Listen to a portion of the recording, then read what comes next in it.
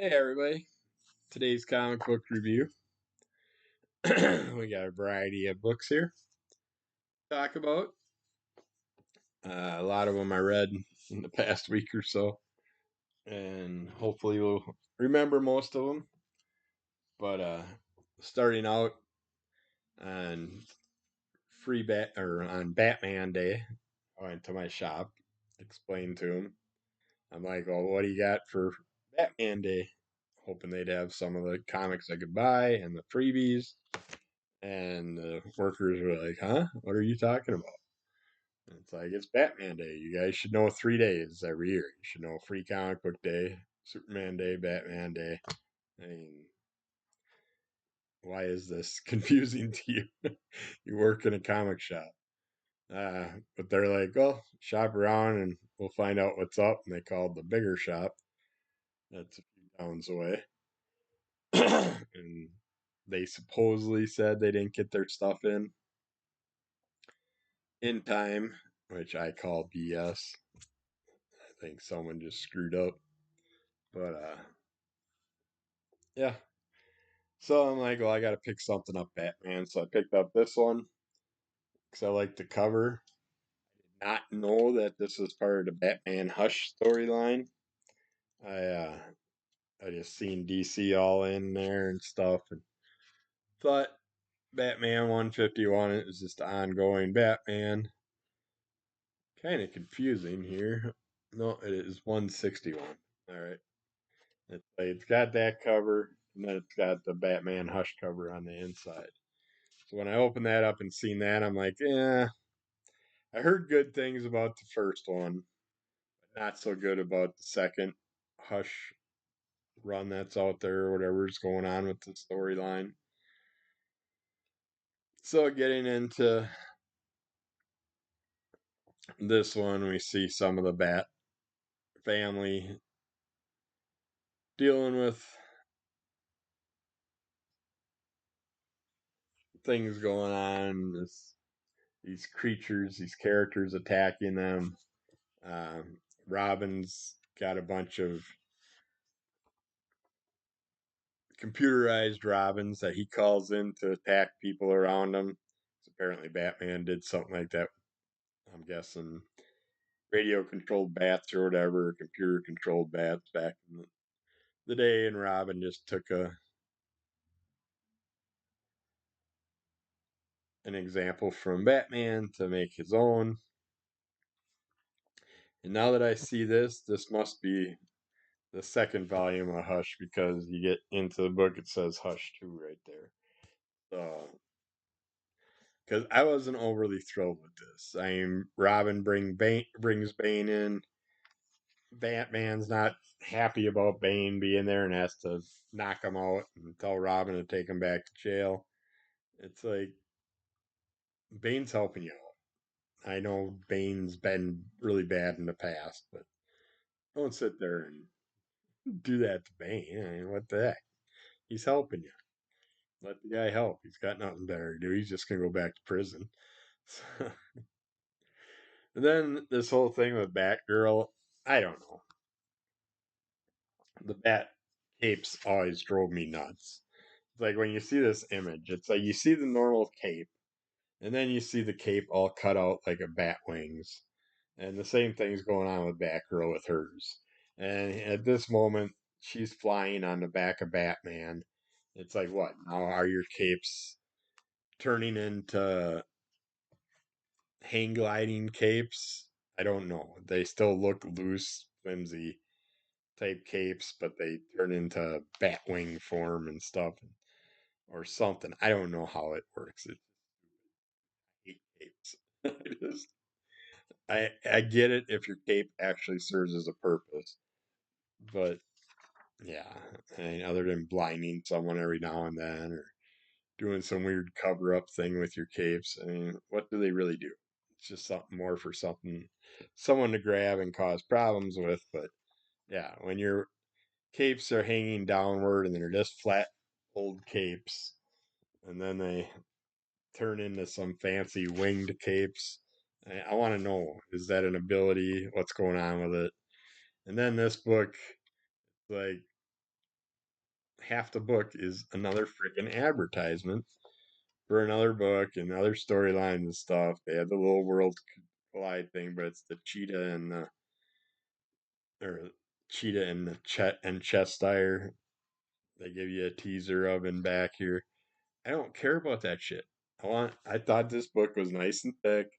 I was gonna get a nice, enjoyable Batman story. Instead, yeah, a story that doesn't even make sense. I was not happy with that one at all. Uh, so yeah, I'll keep it probably because of the cover. But other than that, I don't know. I won't be reading any more of the Batman Hush series. That's for sure. I only read one issue, so Gunslinger 46. I know I mentioned I'm popping off Gunslinger again for a little bit, but I still had this one coming. I hope I have the next one coming, coming yet. But this one we're still dealing with Hell's Angels and Heaven's Angels, Hell's Demons, and everybody's still fighting away after everything that's going on. We're seeing that the gal that helped out Gunslinger Spawn, she's trying to kill herself now with pills, and her caretakers making sure that doesn't happen. And she's just depressed, wants to get back to her family, which she should be able to, but because of everything that Gunslinger done, she's being watched or looked for. So she's can't exactly go back to living her life. And then we see one angel with the cat appears back. The cat's all right. Didn't get killed off, which they made it look like something might have happened to him, but the big saber-toothed cat's fine. Uh, Gunslinger took the one angel's daughter's wing off so he could use it for whatever, and in order to do that and keep the guy's daughter alive for now, he threw her off a roof, and her dad's trying to figure out what he's gonna do, and Gunslinger Spawn's basically like, hey, she's still alive at least. My daughter's dead, so you can contact heaven, see what they can do, see if they can help her out, or you can just let her die. But yeah, with the authorities after him and authorities after his helper and all the things going on with the angels and everything in here, this is starting to pick up again. It makes me not want to jump off it, but I need to cut back on certain runs for a little bit, and then I'll pick them up out of bargain and get caught back up in the future. We got Geiger number 17. We see Geiger after he has a major event happen, and you see it what looks like to be his burnt, ashed body down in the pit, but they find out something different. Our little three-eyed zebra has some effects that affect it because of this. His two-headed dog happens to get a scent on Geiger. They're trying to figure out what happened to him, while at the same time he's very far away in a different area, and some people found him, and he does not have his rods with him, and his body's not being affected by it. And what's gonna happen? We don't know, but at the moment, Geiger is stuck in a prison, being accused of being one of the what's the big redheaded clown that's running the evil groups. Uh, they think Geiger's part of his clan, and so they throw him in jail to try and figure out what they can from Geiger, what's been going on with everything. But yeah, Still a great story. I think the next issue is gonna have Junkyard Joe maybe making an awoken appearance because he does turn on this one, but apparently his body must have shut down and there's something going on with him. But I think the next cover shows something with him finally doing some other stuff in this run, so we'll see what happens. Yeah, Hello Darkness number 13 should be the last one that I ordered. I don't think I have 14 coming, but if I do, that's fine. Didn't really care for this one. Got this Lich Lord stories, Centaur men and stuff like that. With these like, I don't know, there's something that takes over their body and just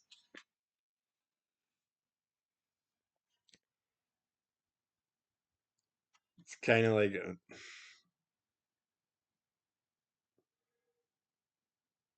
it's basically like a parasite, but then they're being affected differently by it and stuff like that. Got this knight type character that's dealing with all the creatures that are attacking him. We got we find out that what I think is like a virtual reality setup or something. This one guy's just kind of like stuck in this world mentally, but physically he's in his home. He's puking up these intestines, and then he starts. It's basically cannibalistic, zombie-ish type storyline. Can't really give much beyond that, but it's like kind of feels like a crossover with a virtual reality game. But yet, I'm really not sure if it's just parasite wise or if the kid was physically thinking he was in the game and he was that knight character fighting off these creatures, and that's how it affects his real life environment too. But yeah, it's then I got a scab picket line walker type story where they're using zombies for uh, actors because they can put whoever's face on the zombie character and make the zombie whatever actor they want, and basically an interesting teaser towards what's happening with AI in the general society right now. Uh, and then there's a story about three people that are stuck on a ship on a little dinghy and they're trying to survive. They start eating one of the guys. And once they get into the brain part of their wonderful meal, they start having some issues because of that. And yeah. And then there's also a story about using zombies as bait to do things. And it's just, I don't know. None of these stories really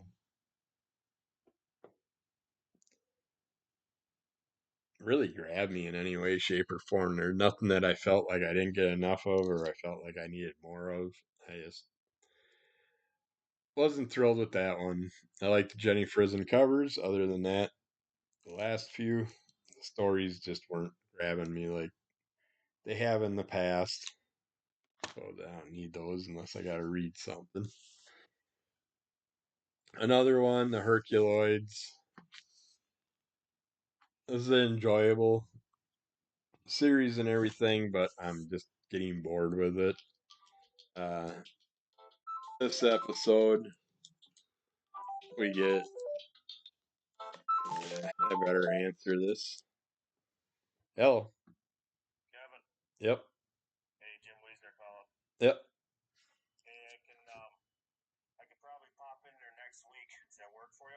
Yeah. Yeah, that'd be no problem. Okay. Yeah, that would be fine.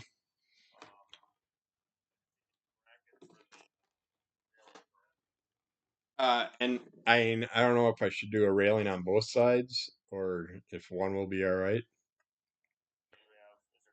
No, I only have the one. And we could try just the one for now and see how it goes. Yep. Yeah. Yeah, there's I think a sheet and a half out in the porch. That's yep. Yeah.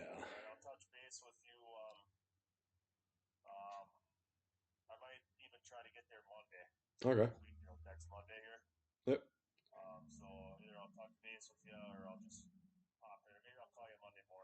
All right. Yeah, that's not a problem. So sounds good. All right. Thanks. Bye.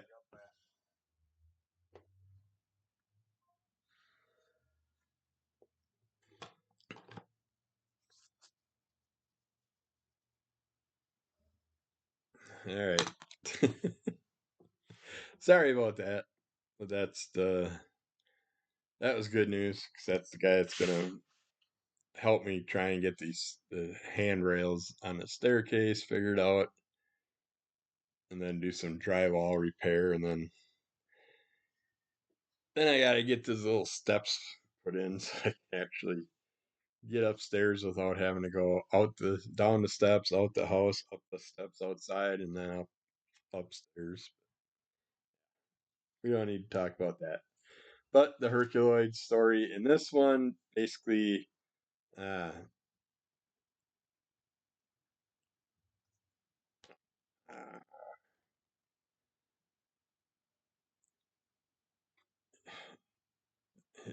Egoos, the big gorilla like character. I think his name's Egu. But the boy finds pieces of his skin, and his dad realizes this happened once before, and he's molten his skin, and you can see little pieces of it missing on his body as it peels off. And while he's doing that, instead of just staying around people that he knows, he goes off on a expedition, getting crazy because the skin's itching as it all falls off. And then once it all falls off, he's got no protection on his skin.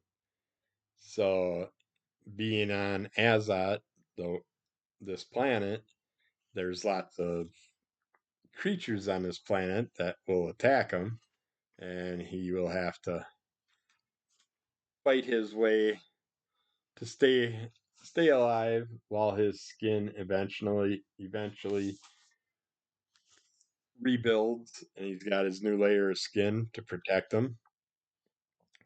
But at one point, he falls into this area where there's a bunch of these giant insect bugs.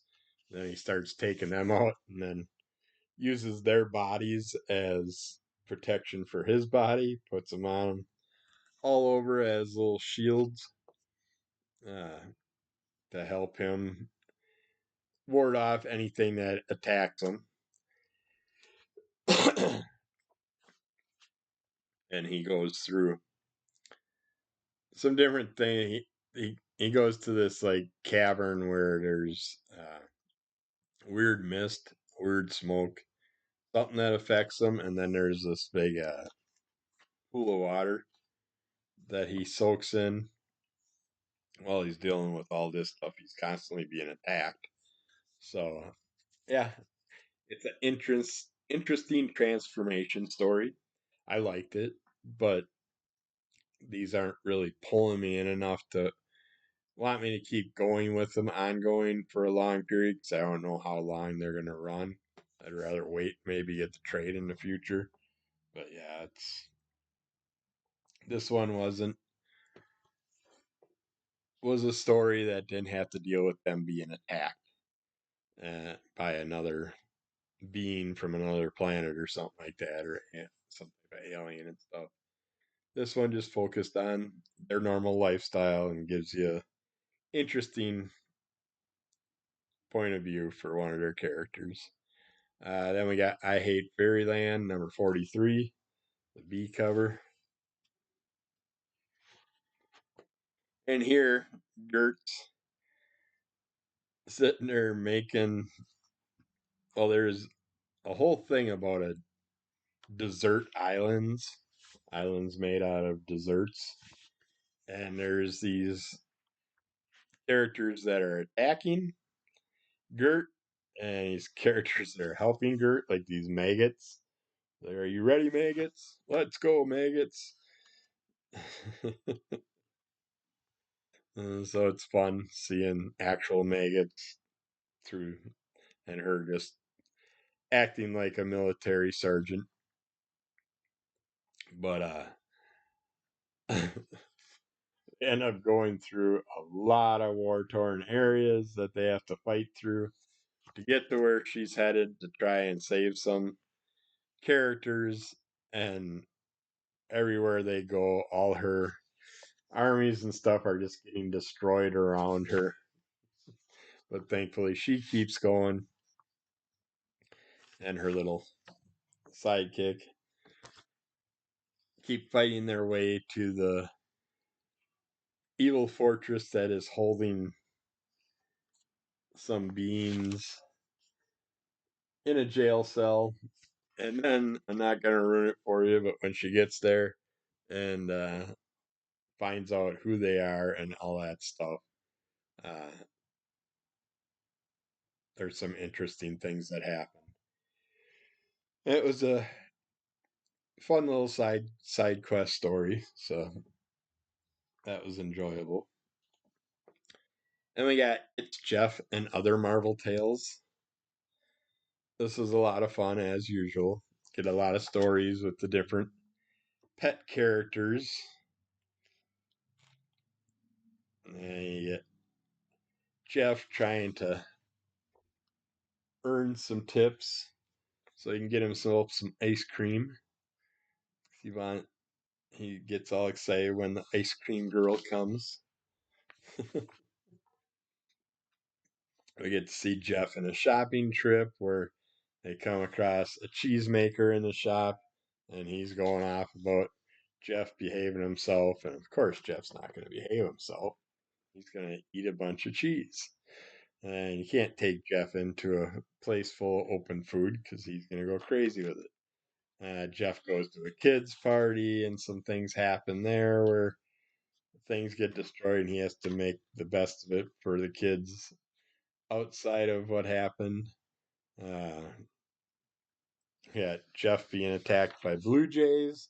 He's just trying to have a bowl full of what looks like grapes, and blue jays keep coming down and taking them. So he does a little stunt to pay him back, and he just so happens to find some cute little beings that he decides to help out in here. But yeah, these are all so just wonderful, fun stories. You got a alligator Loki dress up story where you see Loki and this other character. I don't know who this other guy is. This guy right here. But they're dressing up as different superheroes. Loki's dressed up as the Hulk and stuff. But you got Throg and Alligator Loki here, and they're basically trying to get their own little costumes because they want to go out and go trick or treating so they can get themselves a bunch of goodies. Uh, there's another Alligator Loki and Throg story in here that has to do with the hammer. Um, there's a vet visit where Thor and Loki take Alligator Loki into the vet, and because of something that happened, and I think Doc Strange, Precious makes appearance in here in this one. I thought Doc Strange helped out in this. Doc Samson, I think, is in that last story too. But yeah, we find out with X-rays why our characters are dealing with the issues they have. We have a Spider-Man Doc Ock battle going on where Black Cat shows up with her cat, and it's just fun seeing. Well, actually, her cat. Fun seeing what's going on with her helping Spidey and how the cats help out deal with Doc Ock. Yeah, got a variety of things. Got our Flurkin in here. We got a Sabertooth story. That one was kind of fun too with the cats and Sabretooth, and just actually made me like Sabretooth for once. Uh, oh yeah, Mr. Sinister. I did not know he had a hairless cat. So that was cool. And we got this interesting turtle character. But these are a lot of fun. If you, I don't know who this big cat is. I'm thinking like maybe Odin's cat, but I'm not positive. But these were a lot of fun, as always. They flow together nicely, and just all the characters get great representation in these. Then we got Jeff the Land Shark, issue 3 of poor Jeff still trying to find his shadow. I decided to leave him off on a rampage. But this issue, they worked out nicely for Jeff because he popped the latest portal he goes through. He pops up by um, Rogue and Gambit, and they help him out, trying to figure out what's going on with Jeff. And Rogue can use her ability to cross body type takeover thing and understand what Jeff's saying that way, and finds out what's going on with Jeff. And then she writes a note and gives it to Jeff, so when he goes through portals, he can show the note to other people. And he just so happens to come across a couple with Wolverine and stuff, and they get into, well, they're in a battle to start with, but then they notice Jeff popped up, and Jeff uses one of his little special gems that he stole from Doctor Strange, and we get Jeff with Wolverine claws and wicked teeth, huge teeth. Uh, so he's a big benefit in dealing with the characters that they're fighting, and at the same time, we Shadow makes another appearance. Wolverine finds the note, and that helps him uh, realize what's going on with Jeff, and I can't think of her name that's fighting with Wolverine, but she has dealt with the Shadow Demon before, and so hopefully the two of them can help Jeff out and get his Shadow bot back. We'll see what happens.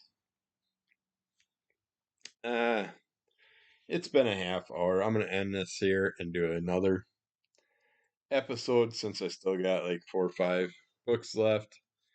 So yeah, keep following Under the Cowl of MS. Rate, review, subscribe. Give us a like. Leave a comment. I'll comment back. Check out our Crimson Colored Comic Club. Monday nights. This week's and last week's, I ran the show on my channel, where I don't have that many followers that actually watch my videos. So if you catch this before the show, let people know that the auction on Monday night will be on my channel again because Aaron's busy tonight. So Dan and I will do the show on my channel, and then hopefully in the following weeks we'll have Aaron back doing it on his channel. That's our Monday night show. Starts at 5 p.m. Central Time if you're looking for some great deal on comic books with free shipping if you buy a certain amount. Uh, yeah, a lot of fun stuff we've been putting for sale, so check that out. And yeah, I'll get back with more videos soon, so keep an eye and an ear out, and have a wonderful day. Bye.